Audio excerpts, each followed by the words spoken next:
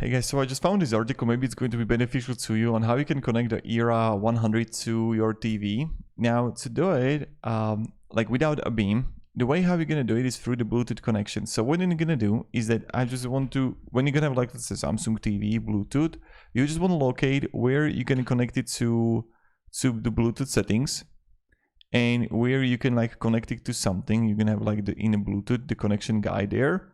So you're gonna go to settings, and there you're gonna have audio device, and there you're gonna find Bluetooth.